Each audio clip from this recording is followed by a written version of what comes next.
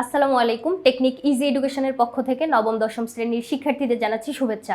আজকের পর্বে চলো সিলেট বোর্ড 2019-এ আসা একটা প্রশ্ন নিয়ে তোমাদের সাথে আলোচনা করি। কি বলছে দেখো তো, জনির আম্মুর বয়স 55 বছর।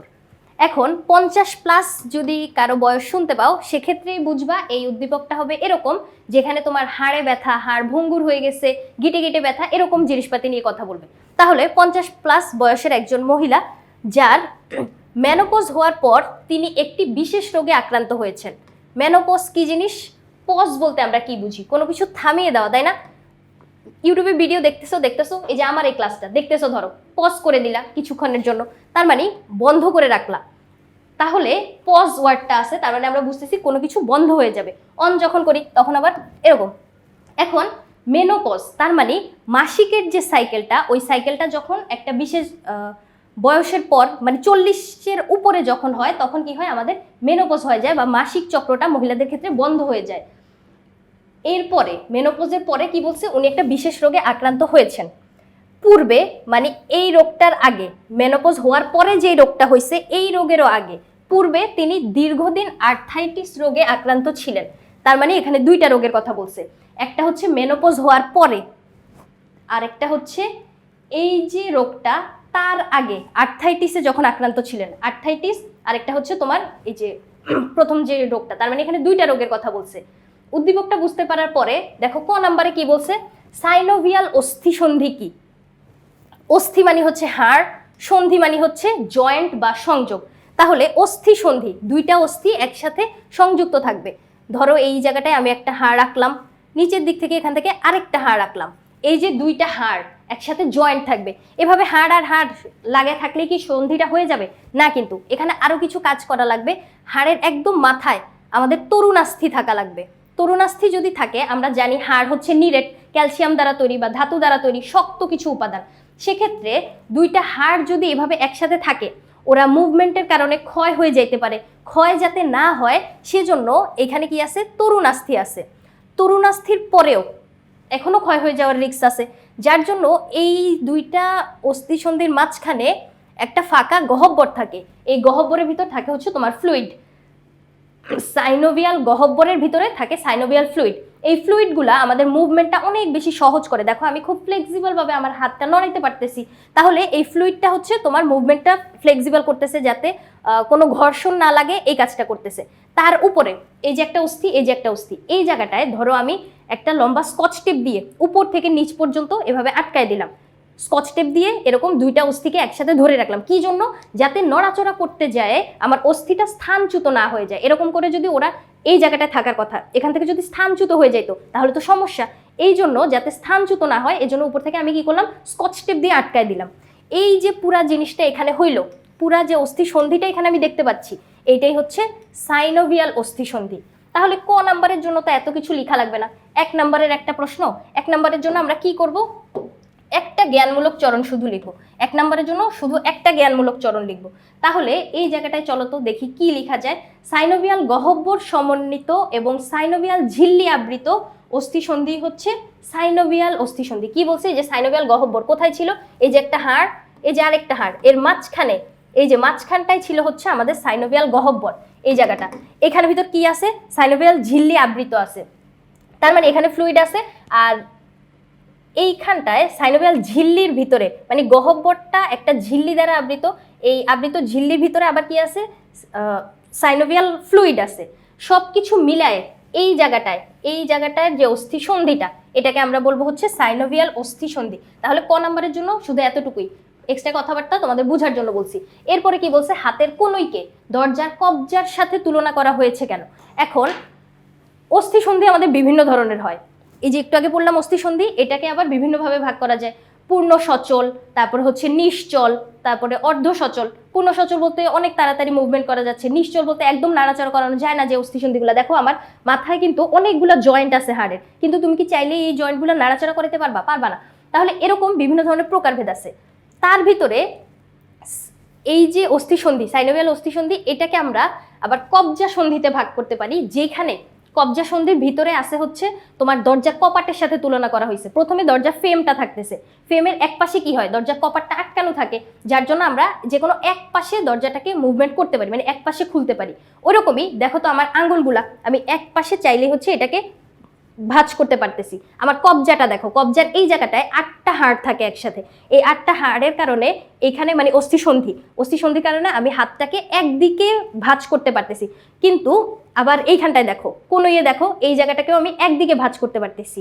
তারপর তোমার হাঁটুর যে হাড়গুলো আছে ওই জায়গাটায়ও হচ্ছে আমরা এরকম সন্ধি দেখতে পাই। বইয়ে ওই হাঁটুর জায়গাটায় এরকম জানু ওয়ার্ডটা লেখা আছে। জানু বলতে কি বুঝাইছে, এই জায়গায় হাঁটু বুঝাইছে। এখন এই যে হাঁটু, আঙ্গুল, কোনই, হাতের যে কবজা, এই সবগুলাই হচ্ছে একরকম স্ট্রাকচার, মানে স্ট্রাকচার একরকম না, মুভমেন্টটা একরকম। সেক্ষেত্রে দেখো আমি কোনইটাকে একদিকে ভাঁজ করতে পারতেছি, উল্টা দিকে কিন্তু পারতেছি না। উল্টা দিকে ভাঁজ করতে গেলে আমার ভেঙে যাবে, চেষ্টা করো না। তাহলে এই যে হাতের কোনইকে দরজার কবজার সাথে তুলনা করা হয়েছে এই জন্য, কারণ এইটা দরজা যেরকম কপাটের সাথে আটকানো থাকে, মানে দরজার কপাটটা যেমন ফ্রেমের সাথে এরকম আটকানো থাকে, ওইরকমই একদিকে আমরা এটাকে খুলতে পারতেছি। তাহলে এই জায়গাটায় দেখো আটকানো আছে না, এরকমই আমাদের কোনইটা এইখানে আমাদের হিউমেরাসের সাথে আটকানো আছে। তাহলে হিউমেরাসের সাথে আটকানো থাকার পরে আমরা একদিকে এটাকে মুভ করতে পারতেছি। এরকম যে দরজার কবজার মতো যে স্ট্রাকচার, এই জন্য আমরা হাতের কোনইকে দরজার কবজার সাথে তুলনা করতে পারি। এরপরে কি বলছে দেখো তো, জনির আম্মুর আক্রান্ত প্রথম রোগের ব্যাখ্যা দিতে বলছে। প্রথম রোগটা কি ছিল, আর্থ্রাইটিসে আক্রান্ত হওয়ার আগে। এই যে পূর্বে তিনি দীর্ঘদিন, পূর্বে মানে হচ্ছে এই যে এই রোগটা, তিনি দীর্ঘদিন আর্থ্রাইটিস রোগে আক্রান্ত ছিল। এখন এটা হচ্ছে আমাদের গেটে বাত রোগটা। গেটে বাত বলতে হচ্ছে গিটে গিটে ব্যথা হয় এরকম একটা রোগ, যেটা আমরা বয়স্ক মহিলাদের ক্ষেত্রে বা বয়স্ক পুরুষ মহিলাদের ক্ষেত্রে দেখতে পাই। দেখো কি বলছে, যে উদ্দীপকে উল্লিখিত জনির আম্মুর প্রথম রোগটি হচ্ছে নিউমাটয়েড আর্থ্রাইটিস, অথবা বাংলায় যদি যেটা আমরা বলি গেটে বাত বলে, এটাকে গিটে গিটে ব্যথা হয়। নিচে রোগটি ব্যাখ্যা করা হয়েছে। কি বলছে দেখো তো, গেটে বাত বিভিন্ন ধরনের হয়ে থাকে। কম বয়সী ছেলেমেয়েদের ক্ষেত্রেও আমরা এই গিটে গিটে বা জয়েন্টে ব্যথাটা দেখতে পাই, কিন্তু ওইটা হচ্ছে বাত জ্বর বলে। কিন্তু যেটা গেটে বাত মানে বয়স্কদের ক্ষেত্রে যেটা হয়, ওইটা হচ্ছে অনেক সহজেই ভালো হয় না, বা ব্যথাটা রয়ে যায়, পরবর্তীতে ওইটা হচ্ছে অস্টিওপোরোসিসে পরিণত হয়, এরকম বলতে পারি। দেখো এই জায়গাটায় আমাদের লক্ষণ আর প্রতিকার, যে কোনো রোগ যখন পড়তে যাবা তখন দেখবা যে শুধু কিছু জিনিস এটা পড়তে পারলেই হচ্ছে হয়ে যায়। যে রোগটা হয়েছে এটা আমরা বুঝবো কিভাবে, লক্ষণটা বা সিমটম। এরপরে রোগটা হওয়ার পরে এখন আমি কি করব, যে কোনো রোগ হইলে তো আমাদের মাথায় এটাই আসে না যে আল্লাহ এখন আমি কি করব, বা চিকিৎসাটা কি, প্রতিকারটা কি। এরকম লক্ষণ, প্রতিকার বা চিকিৎসা, এই কয়টা জিনিস পড়লেই হচ্ছে রোগের ক্ষেত্রে আর কিছু লাগে না। তাহলে চলো আমরা গেটে বাতের ক্ষেত্রে লক্ষণটা দেখি। কি বলছে, যে অস্থি সন্ধি মানে হচ্ছে গিট, এই জায়গায় দেখো জয়েন্ট আছে, এই জায়গায় দেখো জয়েন্ট, যে জয়েন্টগুলা এগুলাকে আমরা অস্থি সন্ধি বলতেছি। অস্থি সন্ধি বা গিটে প্রদাহ মানে হচ্ছে ব্যথা, প্রদাহ বা ব্যথা হবে। অস্থি সন্ধিগুলো শক্ত হয়ে যাবে। এখন অস্থি সন্ধি, দুইটা হাড় একসাথে আছে, এই যে একটা হাড়, তারপর ধরো এইখানটায় আরেকটা হাড়, এই যে অস্থি সন্ধিগুলা, এইখানটায় আমাদের বাইরে থেকে যে লিগামেন্টটা ছিল না, ওই লিগামেন্ট কিন্তু মাঝে মাঝে ওই যে আমরা বলি না যে সঙ্গদোষে লোহা বাসে, যার সাথে তুমি থাকবা তার মতো আচরণ করা শুরু করে দিবা। এই যে হাড়গুলা, এগুলা কি হয়, ক্যালসিয়ামের ধাতু বা ক্যালসিয়ামের বিভিন্ন যৌগ জমা হয়ে হাড়গুলো হচ্ছে শক্ত হইতে থাকে। তখন লিগামেন্ট যেহেতু এটার সাথে অবস্থান করতেছে, মাঝে মাঝে কি হয়, এই যে ধাতুগুলা ওগুলা লিগামেন্টের সাথেও হচ্ছে মানে এসে যুক্ত হয়ে যায়, যার ফলে লিগামেন্ট হচ্ছে একটা ইলাস্টিক তন্তু, এরকম চওড়া ফিতার মতো ইলাস্টিক, যেটা হচ্ছে তোমার হাড়ের সাথে হাড়কে সংযুক্ত করতেছে। এখন ওইটা যখন শক্ত হয়ে যায় তখন কি হয়, তোমার মুভমেন্ট করা কঠিন হয়ে পড়ে, মুভমেন্ট সহজে করা যায় না, ফ্লেক্সিবল হয় না, শক্ত হয়ে থাকতেছে। তাহলে অস্থিসন্ধিগুলা তখন এই রোগটা হলে কি হয়, শক্ত হয়ে যায়। অস্থিসন্ধি নাড়াতে কষ্ট হয়, শক্ত হইলে তো নড়াতে কষ্ট হবে, কি জন্য, কারণ ওই জায়গাটা ফ্লেক্সিবল হওয়ার কারণেই হচ্ছে আমরা মানে ইলাস্টিক হওয়ার কারণে অনেক বেশি মুভমেন্ট সহজে করতে পারতেছি, কিন্তু যখন শক্ত হয়ে যাচ্ছে তখন অস্থিসন্ধি নাড়াইতে কষ্ট হবে। গিটগুলা ফুলে যায়, প্রতিটা জয়েন্ট হচ্ছে ফুলে যায়। তারপরে প্রতিকার কি করব এখন আমরা, অত্যধিক পরিশ্রম আর ভারী কাজ থেকে বিরত থাকা। ভারী কোনো কিছু তোলার ক্ষেত্রে বা ভারী পরিশ্রম করার ক্ষেত্রে আমরা হচ্ছে মানে এই রোগটা হলে এখান থেকে বিরত থাকবো। এরপরে যন্ত্রণাদায়ক গিটের উপর কুসুম গরম পানির সেক দেওয়া, মানে হচ্ছে ওই যে ব্যাগ পাওয়া যায় না গরম পানি রাখার, ওইগুলা দিয়ে হচ্ছে সেক দিতে হবে, সেক্ষেত্রে হচ্ছে ব্যথাটা কিছুটা উপশম হবে। অস্থিসন্ধির নড়াচড়া ঠিক রাখতে হালকা ব্যায়াম করা। ব্যায়াম করলে বিভিন্ন ধরনের, মানে তুমি এরকম ভাবতে পারো যে হাড় ভঙ্গুর হয়ে গেছে, এখন আমি ব্যায়াম করলে তো হাড় আরও ভেঙে যাবে, না, কিন্তু ব্যায়াম করলে হচ্ছে আমাদের বডি ফিট থাকে, বা তোমার রক্ত সঞ্চালন বলো, হাড়ের মুভমেন্ট, তারপরে যে কোনো শরীরে যে কোনো সমস্যা হইলেও কিছুটা পরিমাণ মানে ব্যায়ামের ভিতরে বডিটাকে রাখলে হচ্ছে বডি ফিট থাকে। তাহলে অস্থিসন্ধির নড়াচড়া ঠিক রাখার জন্য আমাদের কি করতে হবে, ওই মুভমেন্টটা মানে নিয়মিতভাবে করতে হবে, মানে ব্যায়াম করতে হবে। ডাক্তারের পরামর্শ অনুযায়ী বেদনা উপশমকারী ঔষধ সেবন করতে হবে। বেদনা উপশম বলতে হচ্ছে ব্যথা কমানোর জন্য, ব্যথা কমানোর জন্য ঔষধ ডাক্তারের পরামর্শ মতো খাইতে হবে। সঠিক চিকিৎসা দিয়ে এ রোগের কষ্ট থেকে আংশিক পরিত্রাণ পাওয়া যায়। এখন আংশিক পরিত্রাণ কি জন্য বলছে? আমরা কি পুরোপুরি সুস্থ হইতে পারবো না? না, কারণ এই যে 50-এর পরে যখন হাড়ের ক্ষয় হওয়া শুরু হয়, তুমি একটা কাজই করতে পারো, যে ওই ক্ষয়টা পূরণ করার জন্য ক্যালসিয়াম বা ধাতু জাতীয় বা মিনারেল, খনিজ লবণ, এগুলো হচ্ছে সেবন করতে পারো। সেক্ষেত্রে তোমার ওই ধাতুগুলা গিয়ে তোমার হাড়, দাঁত, এগুলো আমরা জানি হচ্ছে তোমার ক্যালসিয়াম দ্বারা গঠিত, এগুলা কিছুটা রিপেয়ার হবে, কিন্তু একদম ফুলফিলভাবে এই জায়গাটা থেকে আমরা পরিত্রাণ পাইতে পাবো না। যার জন্যই বলছে হচ্ছে আংশিক পরিত্রাণ পাওয়া যায় চিকিৎসক নির্দেশিত পদ্ধতিতে নিয়মিত ব্যায়াম এবং সুষম ও আঁশযুক্ত খাদ্য। সুষম খাদ্যে বলতে বোঝায় হচ্ছে তোমার যেই খাবারে খাদ্যের সবগুলো উপাদান থাকবে। এখন তুমি আবার এরকম খাদ্য খুঁজতে যাও না যেখানে একটার ভিতরে সবগুলো খাদ্য উপাদান আছে, এরকম খাবার খুঁজেও পাবা না। এইটা দিয়ে বোঝানো হয়েছে তুমি প্রতিদিনের যে খাদ্যের তালিকাটা তৈরি করবা। সকালে ধরো তুমি অনেক বেশি পরিমাণে শর্করা গ্রহণ করছো, সেক্ষেত্রে দুপুরে আর রাতের খাবারে শর্করা পরিমাণ কিছুটা কম রাখবা। অন্য খাদ্য উপাদানগুলো, ভিটামিন, তারপর খনিজ, ওগুলা রাখবা। দুপুরে মনে করো আমিষ বেশি পরিমাণে খাইছো, রাতে তাহলে আমিষ আর এত বেশি খাওয়ার দরকার নেই। মানে এরকম একটা ব্যালেন্সের ভিতর রেখে সবগুলা খাদ্য উপাদান কি করবা, খাদ্য তালিকার ভিতরে রাখার চেষ্টা করবা। এখন রাফেজ যে জিনিসটা বা আঁশযুক্ত খাবারকে আমরা কি বলি, রাফেজ বলি। রাফেজ যে খাবারটা, এটা কিন্তু আমাদের দেহে কোনো পুষ্টি দেয় না। রাফেজে থাকে হচ্ছে তোমার সেলুলোজ, যেটা মানুষের দেহ ওই সেলুলোজটা অ্যাবজর্ব করতে পারে না। তাহলে কেন খাবো? পুষ্টি না দিলে খাওয়ার কি দরকার? খাওয়া এজন্যই দরকার যে আঁশযুক্ত খাবার যদি তুমি খাও, সেক্ষেত্রে তোমার বৃহদান্ত্রের বিভিন্ন সমস্যা থেকে তুমি মুক্ত থাকতে পারতেছো, কোষ্ঠকাঠিন্য রোগ থেকে দূরে থাকতে পারতেছো। তাহলে এরকম পুষ্টি পাওয়াটাই উদ্দেশ্য না, মাঝে মাঝে অন্য অর্গানগুলোকে সুস্থ রাখার জন্য আমাদের এই রাফেজ বা আঁশ জাতীয় খাবার খাইতে হবে। তাহলে সেলুলোজ যেটা, এটা ভাঙার জন্য সেলুলেজ এনজাইম লাগে। সেলুলোজ ভাঙার জন্য কি লাগে? সেলুলেজ এনজাইমটা লাগে, যেটা গরু ছাগলের দেহে থাকে, মানুষের দেহে থাকে না। দেখো না, গরু ছাগল ঘাস পাতা খায়, ওরা কিন্তু ওই পুষ্টিটা পাচ্ছে, সেলুলোজ কিন্তু পাচ্ছে, কিন্তু মানুষ পায় না। তবুও আমাদেরকে আঁশ জাতীয় খাদ্য গ্রহণ করতে হবে। তারপরে এইরকম জীবনযাপন করলে, মানে এই নিয়মগুলা মেনে যদি জীবনযাপন করো, সেক্ষেত্রে আমরা বলতে পারি যে এই গেটেবাত রোগটা থেকে আমরা কিছুটা প্রতিরোধ করতে পারি, বা এটা থেকে কিছুটা সুস্থ থাকতে পারি। এরপরে চলো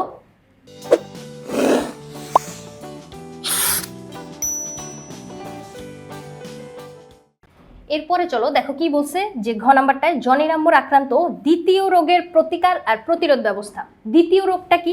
উদ্দীপকে আমরা দুইটা রোগ দেখছি, তোমার প্রথম লাইনটাতে এটা লেখা থাকলেও এটা কিন্তু দ্বিতীয় রোগটা। কি জন্য? কারণ প্রথমে হচ্ছে তোমার গেটেবাত, মানে গেটেবাত প্রথমে হয়, ওইটা যখন মানে আরো খারাপ দিকে যাইতে থাকে বা ওইটা মানে ড্যামেজের দিকে যাইতে থাকলে তখন হচ্ছে আমরা আর্থ্রাইটিস দেখতে পাই বা অস্টিওপোরোসিসটা দেখতে পাই। তাহলে এই যে দ্বিতীয় রোগটা, দ্বিতীয় রোগ বলতে পরবর্তীতে হয়েছে যেটা, তাহলে পূর্বে হয়েছিল আমাদের গেটেবাত। দ্বিতীয় রোগটা কি? তার মেনোপজ হওয়ার পরে তিনি একটি বিশেষ রোগে আক্রান্ত হয়েছে। ওই জায়গাটা মানে অস্টিওপোরোসিস যেটা, ওই জায়গাটার প্রতিকার আর প্রতিরোধ এই জায়গাটায় আমাদের বর্ণনা করা লাগবে। তাহলে জনির আম্মুর আক্রান্ত দ্বিতীয় রোগটা কি? আমাদের অস্টিওপোরোসিস। এতটুকু যে তুমি বুঝতে পারছো, এটাই হচ্ছে প্রথম লাইনটাতে লিখে দিবা। প্রথম লাইনটাতে অস্টিওপোরোসিস যে তুমি রোগটা ধরতে পারছো, এই কথাটাই লিখবা। তাহলে এইখানটায় আমরা 1 মার্কস কনফার্ম করতে পারবো। উদ্দীপকে যখন এরকম হিন্টস দেওয়া থাকে, ওই হিন্টসটা যে তুমি ধরতে পারছো, এটা লিখতে পারলেই হচ্ছে প্রথমে 1 নাম্বার। বর্ণনামূলক প্রশ্নগুলোতে কি হয়, টিচার নিজের ইচ্ছা মতো কিন্তু নাম্বার কাটতে পারে, এই জায়গায় কিন্তু তোমার কিছু বলার থাকে না। বর্ণনা যদি মানে তুমি তোমার সাধ্যমতো অনেকটুকুই লিখবা, পয়েন্ট করে লিখবা। বিশ্লেষণ বললেও হচ্ছে আমরা পয়েন্ট করে লেখার চেষ্টা করবো, কারণ বিশ্লেষণ বা বর্ণনা বললেও যদি তুমি এরকম গদ বাঁধা 1.5 পৃষ্ঠা 2 পৃষ্ঠা লিখতে থাকো, এটা কিন্তু টিচাররা পছন্দ করে না। পয়েন্ট আকারে লিখলে স্ট্যান্ডার্ড হয়, আর এটা হচ্ছে তোমার পয়েন্টের দিকে তাকালেই বোঝা যায় যে তুমি কতগুলো ইনফরমেশন জানো। সেক্ষেত্রে আমরা পয়েন্ট করে লিখবো। তবু পয়েন্টে টিচারের মর্জি অনুযায়ী উনি নাম্বার কাটতে পারবে। কিন্তু এই প্রথম লাইনটাতে যখন তুমি ধরতে পারতেছো যে হ্যাঁ উদ্দীপকে এটা অস্টিওপোরোসিস রোগের কথা বলছে বা গেটে বাত রোগের কথা বলছে, তখন কি হবে, এখানে তোমার 1 নাম্বার হচ্ছে এনশিওর। আর এরকম কখনো করবা না যে উদ্দীপকে যেই রোগের কথা বলা হয়েছে সেই রোগ সম্পর্কে নিচে বর্ণনা করা হলো, এরকম কখনোই লিখবা না।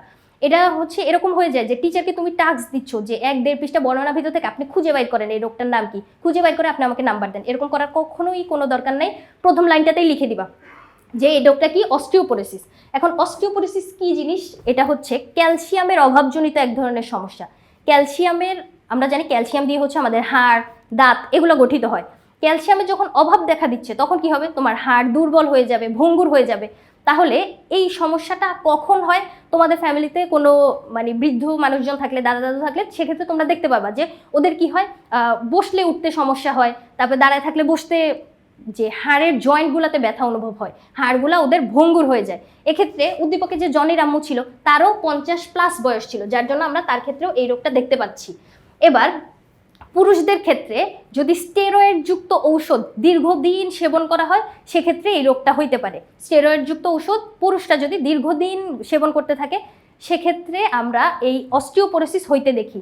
আর নারীদের ক্ষেত্রে মেনোপজ হওয়ার পরে আমরা হচ্ছে এই সমস্যাটা দেখতে পাই যে হাড়গুলা ভঙ্গুর হয়ে যায়। মেইনলি মেনোপজ হওয়ার পরে হাড় ভঙ্গুর হয় না, হাড় ভঙ্গুর হয় বিধায় হচ্ছে মেনোপজটা হয়ে যায়। আমি তোমাদেরকে বলি, মাসিক চক্র যদি চলতে থাকে সেক্ষেত্রে গর্ভধারণের একটা স্কোপ থাকে, কিন্তু যখন মাসিক চক্রটা বন্ধ হয়ে যায়, দেখো তোমার হাড়টা ভঙ্গুর হয়ে যাচ্ছে।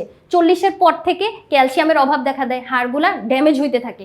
এই জন্য সৃষ্টিকর্তা কত সুন্দর একটা চক্র মানে নিয়ম তৈরি করছে যে মেনোপজটা বন্ধ হয়ে যাচ্ছে। সেক্ষেত্রে যখন একজন মা সন্তান ধারণ করতে যায় সেক্ষেত্রে তার শ্রোণী চক্রের যে হাড়গুলা অথবা পায়ের দিকে যে হাড়গুলা ওগুলাতে অনেক বেশি চাপ নিতে হয় বা একটা প্রেশার পড়ে।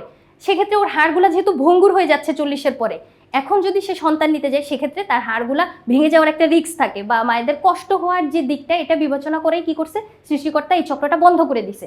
তাহলে মেনোপজ অর্থাৎ মাসিক চক্র বন্ধ হয়ে যাওয়ার পরে আমরা কি দেখতে পাই, অস্থির ঘনত্ব কমে যায়, পুরুত্ব কমতে থাকে, ফলে এই রোগ হওয়ার আশঙ্কা বেশি থাকে। মানে অস্থির হাড়গুলা যখন ঘনত্ব কমে যায় বলতে হচ্ছে তোমার ওই যে ধাতুগুলা এসে জমা হচ্ছে ওই ধাতু আর জমা হইতে পারতেছে না, যার জন্য ওইটার পুরুত্ব কমে যাচ্ছে বা ঘনত্ব কমে যাচ্ছে। এখন তুমি চাইলে হচ্ছে একটু জোরে আঘাত করলে ওই হাড়টাতে ফাটল ধরে যেতে পারে বা ভেঙে যেতে পারে।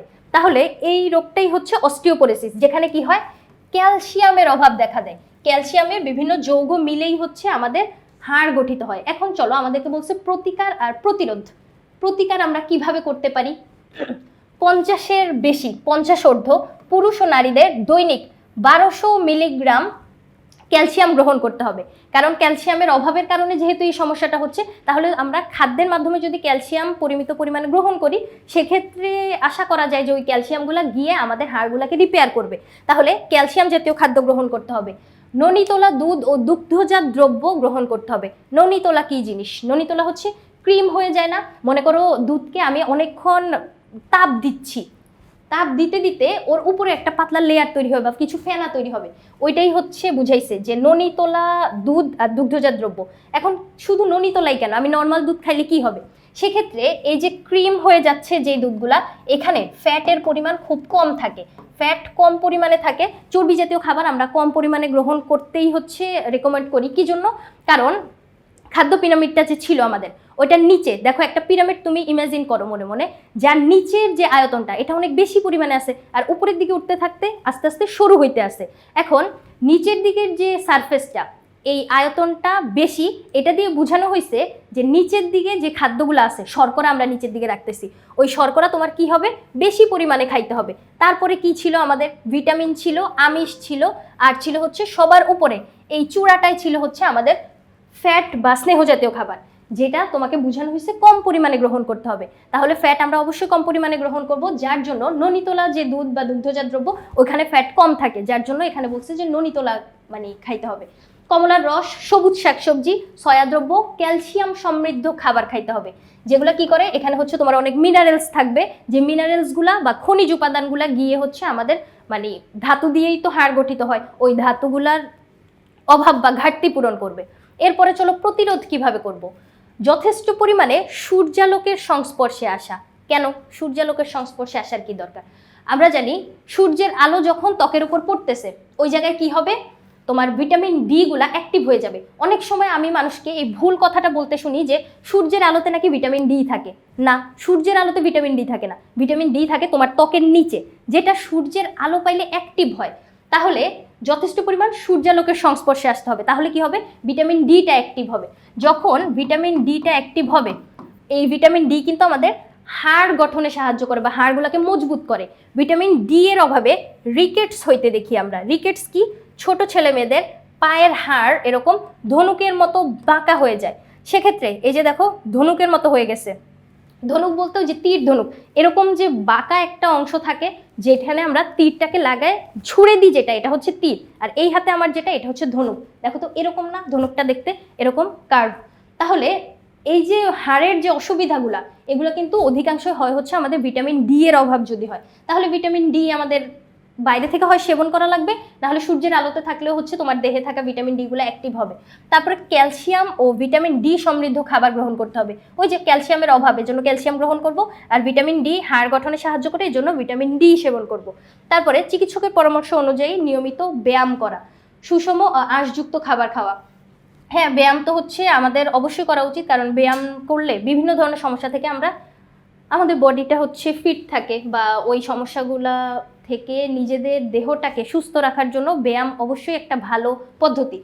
তারপরে সুষম খাদ্য মানে হচ্ছে যে খাবারে 6টা উপাদানই থাকতেছে, 6টা উপাদান, 7 নম্বর উপাদানটা হচ্ছে আমাদের আঁশযুক্ত খাবার, যেটা আমাদেরকে পুষ্টি দিচ্ছে না কিন্তু তবুও সেবন করা প্রয়োজন।